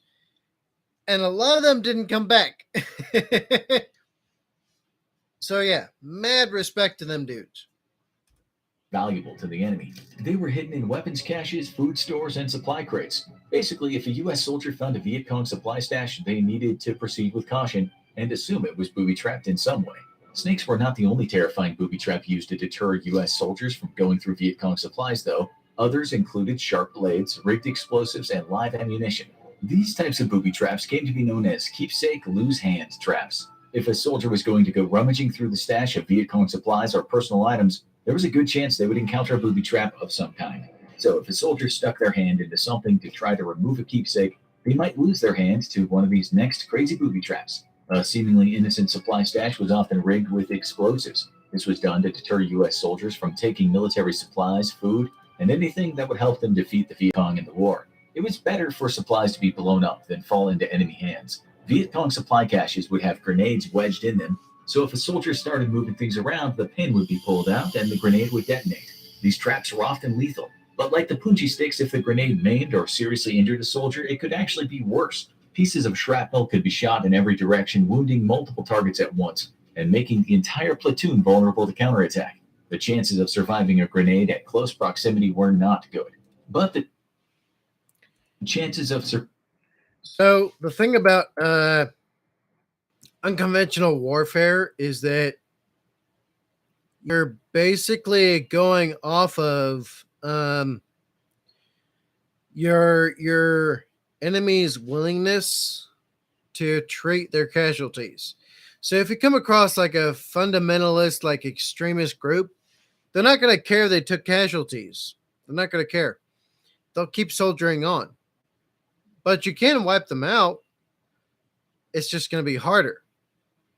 Now, if you come across somebody that's soft, like the U.S., where we take care of our dudes, it's ultra effective. So people need to keep that in mind.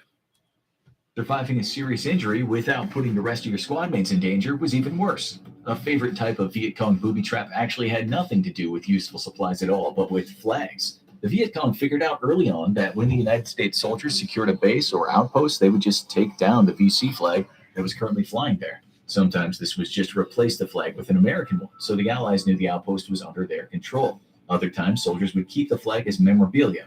This led to the Viet Cong booby trapping their flags with bombs. Flag bombs went something like this. The Viet Cong would realize they could no longer hold a base, so they quickly grabbed everything they could and made a run for it. But while others were gathering supplies, some soldiers were tasked with booby trapping parts of the base. They would hide grenades in the pit vipers and supply caches. Sometimes they would rig entire ammunition stores to explode. The final thing to be done before abandoning the base would be to plant the flag bomb. A Viet Cong soldier would connect a nearly invisible wire to the pulley system on the flagpole and bury an explosive at the base. Then they would retreat into the jungle and head to their next objective.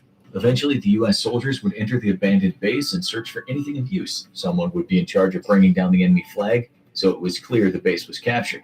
Unfortunately for that unlucky soldier, when they pulled the drawstring to lower the flag, the explosive would be triggered and detonate right under their feet. A modified version of this booby trap was also used in the jungle itself, making walking down paths or following a Viet Cong party extremely dangerous. The U.S. soldiers needed to watch every step they took, or it could be their last. A common booby trap that every soldier needed to be wary of was the grenade in a can.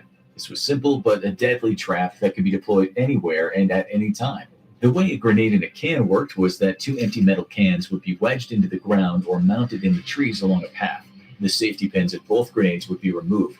Then the live grenades would be stuffed into the cans, making sure the striker levers remained in place until the grenades were pulled out. After each can and grenade was secured, a tripwire would be tied to each end of the grenade. When the enemy soldier stepped on or pulled the wire with their boot, the grenades would be torn out of the cans and instantly explode. Even if only one grenade was pulled out, the detonation would most likely cause the second one to explode. Having two grenades go off along a path with multiple soldiers walking down it would be devastating. The soldier that tripped the booby trap would not be the only one in the kill zone. Instead, the entire squad could be in jeopardy. Sharp pieces of metal from the can and the grenade would mix with razor-sharp splinters of wood from the surrounding vegetation. If a soldier tripped a grenade in a can before being able to alert the rest of their squad, it could be deadly for almost everyone in the area. Yep. So for your average grenade, the effective range is 35 meters.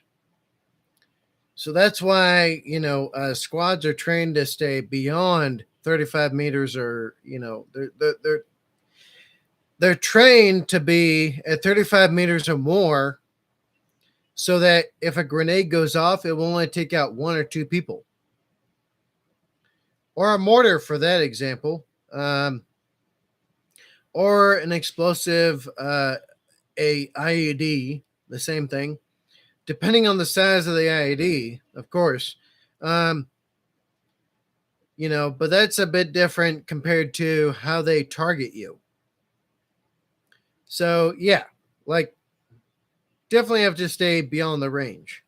That's why like squads in the modern day stay at least 40 meters in between personnel, so that if a trap of some kind goes off, it'll only take out 1 or 2 people, and the rest of the squad is still combat effective so far. And then, yeah, without giving too much away, we can move beyond that and have somebody else treat them while we're pushing forward towards the enemy. The traps were super simple, yet extremely effective, making their proliferation across the Vietnam jungle widespread. The saddest part of it all is that there was no way to know where all of the grenade and can booby traps were set after the war ended. This meant that innocent Vietnamese people, including women and children, who traveled the jungle paths to get back to their homes, could inadvertently trip one of the booby traps. This could cause a massive amount of pain and suffering even after the war was long over. Even to this day, Vietnamese men, women, and children are subject to these traps because they set so many of them. Communists don't care. They don't care. There's so many people that are communists or leftists that are like, oh, well, what about Vietnam now?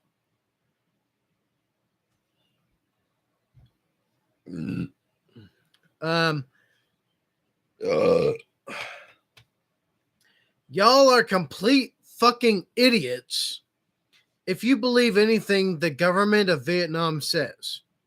It's just like China. Okay? When we have witness testimony of the fact that they haven't cleared out everything that they set yet.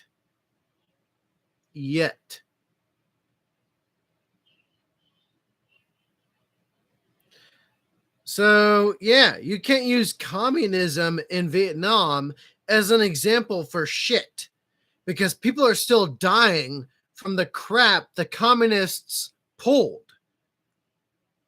And I'm not saying the U.S. government was any better. We still have Agent Orange that we're cleaning up today in Vietnam. We're not much better than that.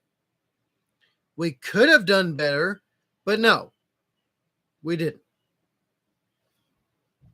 Don't know what to tell you. Another dangerous booby trap was not quite as deadly as the grenade in a can. However, it could still cause a lot of pain and even the loss of a foot. These traps... By the way, after this video, I'm going to end the live stream, but I will be live on Twitch playing games and having fun with the boys and just no filter. So if you want to chat with me after this, you want to engage with me after this, if you feel like it, then go to twitch.tv/BlastCapBadger or click the link that's in the live stream right now and just give me a follow and click the heart button. It's free. But it's not going to be up for much longer because on July 30th, the Twitch channel and the YouTube channel will be completely deleted because I won't be able to sustain them without people actually subscribing to the Twitch channel and without people becoming members of the YouTube channel. So it's out of my hands, y'all. It's out of my hands. I can't afford to do this for free. I can't. So if you want the channel to still be around, become a member on YouTube. And if we get enough members on YouTube, I could just keep the Twitch channel around while I'm playing games and still do the YouTube channel. But if we don't, then the channel's done. That's all we have. So BlastCapBadger will disappear from YouTube completely on July 30th if we don't get enough channel members. I hate to say it, but that's the breaks, y'all. Them's the breaks. So yeah, let's keep going. Traps were known as cartridge traps or toe poppers. The way they worked was truly diabolical. A small hole would be dug by a Viet Cong soldier. A round of ammunition would be placed in a piece of bamboo and then carefully lowered into the hole. At the base of the bamboo would be a piece of wood with a nail sticking out of it. The hole would then be concealed with a very thin covering and left for someone to step on. When a soldier put their boot down on the booby trap, their weight would push the cartridge down and the nail would pierce the bottom of the bullet. This would cause the round to fire straight up, blowing a hole through the soldier's foot. The soldier would be incapacitated and their squad mates would need to rush to help them. The cartridge trap was usually not lethal, but would definitely stop a squad in its tracks until the wounded soldier could be bandaged up. However, sometimes larger cartridges were used. They could be so powerful that an unlucky soldier with his entire body over the cartridge trap could have the bullet exit through his foot and tear into other parts of his body. And heaven forbid the soldier was looking down at the time and got the bullet straight to the face. This would obviously be a lethal scenario. What made the cartridge trap so effective is that it was almost impossible to detect. The hole the bamboo and ammunition were placed into was not very big, and since there was no wires involved, there was nothing on the surface to indicate that a booby trap was present there. Unless a squad had someone with a metal detector, a cartridge trap would most likely go unnoticed until it went off. Unless they had the Rhino, unless they had Rhino equipment. Rhino equipment is like a super heavy like sled that you push in front of you that will set off traps that are set for the human body. Okay, so you push it in front of you. We use these in Afghanistan quite a few times. You push it in front of you until it hits something, and then you hit the ground, and then that shit would go off. Most of the time, it would go off directly skyward. So yeah.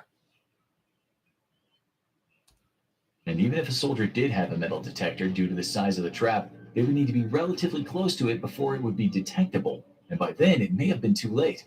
A booby trap, which was truly terrible, could not be prevented by using a metal detector or any other method other than springing the trap itself or getting really lucky. A booby trap known as a bamboo whip could be made anywhere in the jungles of Vietnam using only things found in nature. This trap was constructed by finding a long, thin piece of bamboo and cutting it down. Then smaller pieces of bamboo would be chopped up and sharpened. If there was no rope available, the sharpened bamboo stakes could be secured to the long piece of bamboo using cordage or vines. The spiked bamboo whip would be secured to a tree on the side of a path or an area with heavy U.S. traffic. It would be pulled back into the jungle, which would create tension. That, when released, would cause the bamboo whip to swing forward at lightning speed and strike whatever was in its path with enormous force. Bamboo is not only versatile, but incredibly strong. It can withstand large amounts of pressure before snapping, which means a ton of stored energy can be maintained for a long period of time before being released. The pulled back bamboo whip would then be secured using a tripwire. Again, if the Viet Cong only had materials of the jungle available to them, the tripwire could also be made out of vines. When U.S. soldiers walked down the path and someone tripped the whip, the long piece of bamboo would swing forward and the sharpened spikes would impale themselves into the body of the unlucky soldier who was in the front. The bamboo whip could be positioned at different heights as well. The Viet Cong could rig it so that when the spikes came around, they slammed into someone's shins or upper thighs. This would not be deadly, but the amount of time and effort it would take to remove each stake from the soldier's legs without having him bleed to death would be tedious. Also, the tips of the stakes could be covered in biological waste like the punji sticks, causing almost immediate infection and eventual death. Ow. Ow. Imagine a pitchfork that's been attached to a stick that's been like wound like a rubber band. You step on the rubber band and break it, and then it whips around and stabs you in the thighs or the waist. That's basically what these things are. And it goes all the way through you. Hell, it could impale you in the groin. Oh, bub. No, thank you. But the bamboo whip could also be elevated, meaning that when it swung around, it could impale itself into a soldier's stomach or chest. This would cause almost immediate death if it struck a vital organ. Or if it just pierced an organ, the soldier could be in excruciating pain until he eventually succumbed to internal bleeding. A much rarer situation due to accuracy limitations would be that the bamboo whip was placed at neck and head height. If placed at the correct position when the bamboo whip was released, the spikes could enter the neck, causing the soldier to choke on his own blood. It could also enter the face or eye sockets, leading to immediate death as the spike entered the brain. The Viet Cong were also good at using the United States' own weapons against them when improvising some booby traps. If the Viet Cong came across a U.S. mine, they would not destroy it but repurpose it into a booby trap. They would dig it up and place the mine somewhere else, hoping that an enemy soldier would step on it or a vehicle would drive over it. However, these were not the only source of mines at their disposal. The region had been at war for several decades in one way or another. The Viet Cong had gathered up explosives from the South Vietnamese army and older French mines that were left lying around after the First Indochina War. And if those sources of mines weren't enough, the Viet Cong were also supplied with ordnances from the Soviet Union and China. This meant that there was almost an endless supply of these deadly booby traps that the Viet Cong could place around the country. Unfortunately, all these mines came with future consequences. Like many other types of booby traps, many were left over or forgotten after the end of the Vietnam War. There are places even today where people need to be careful where they step in case there's a hidden landmine lurking just under the soil. And to this day, Vietnam is a death trap.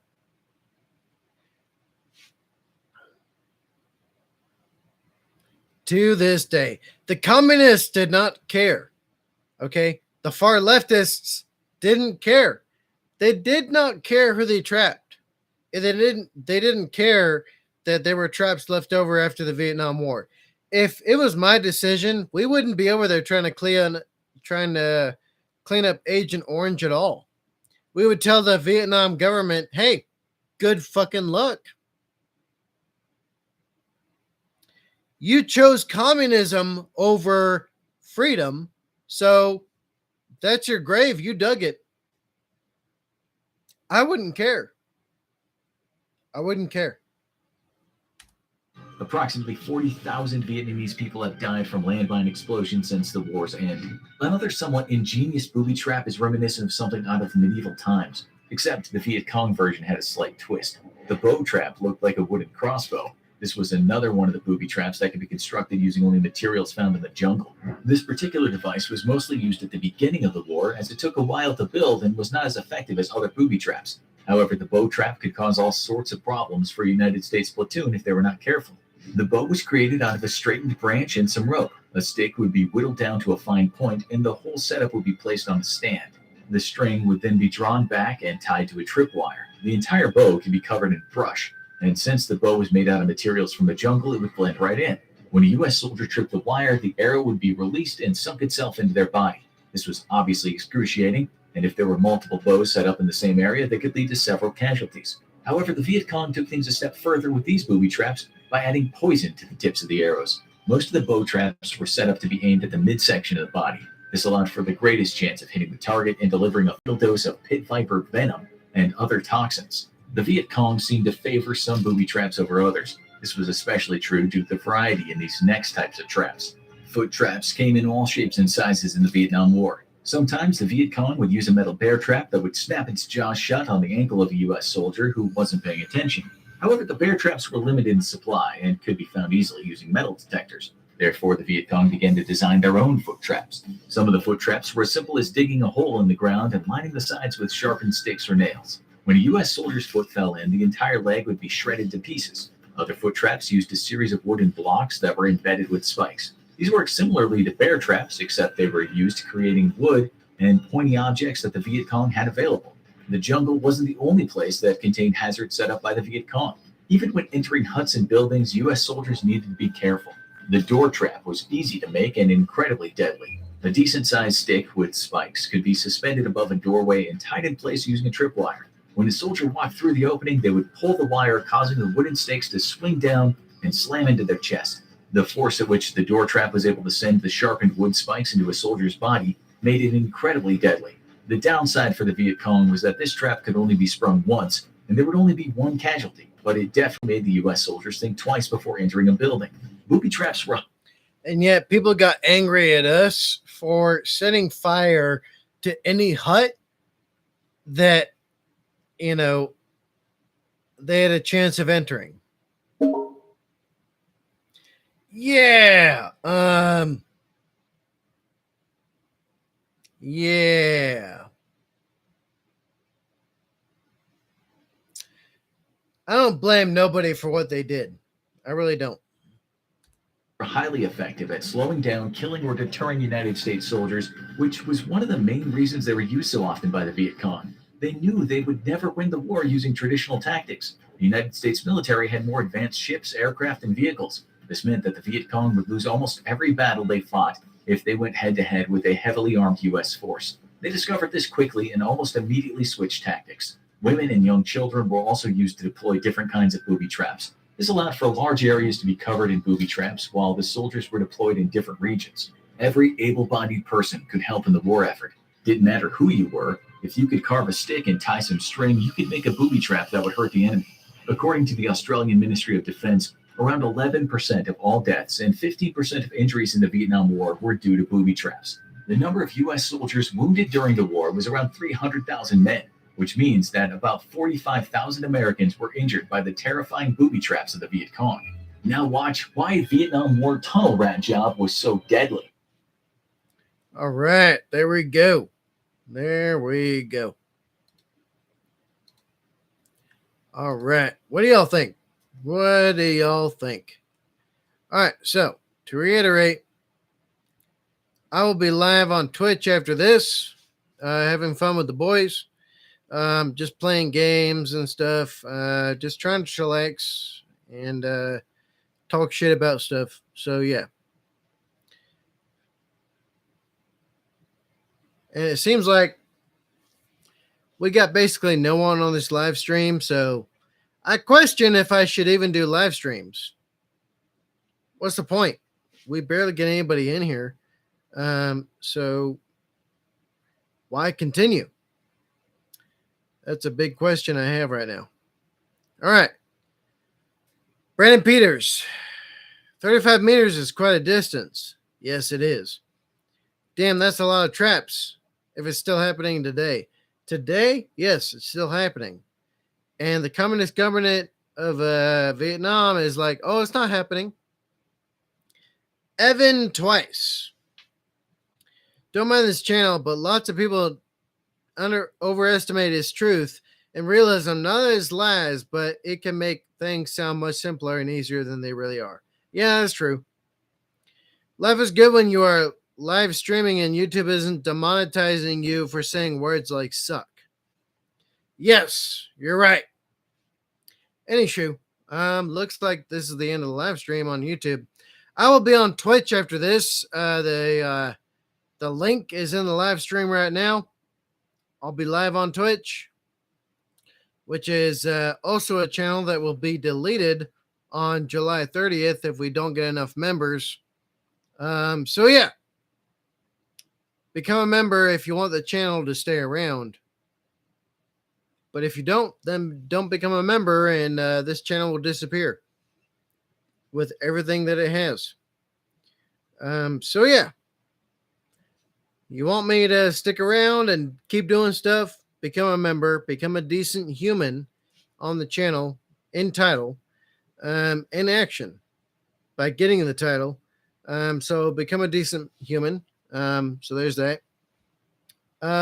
Also, on the Twitch, I'll just be playing games, having fun, doing awesome stuff. So yeah,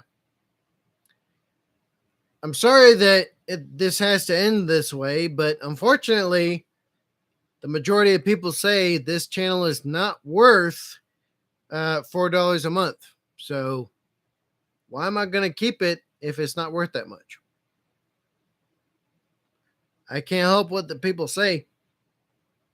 So yeah, I'll be on Twitch momentarily. If you decide to join me on there, click the link that's in the chat. It's literally in the chat. All you got to do is click the link. Just give it a follow, or subscribe if you're feeling generous. That's about it. So yeah, that's the end of this live stream. I'll be on Twitch in a couple of minutes. BlastCapBadger out.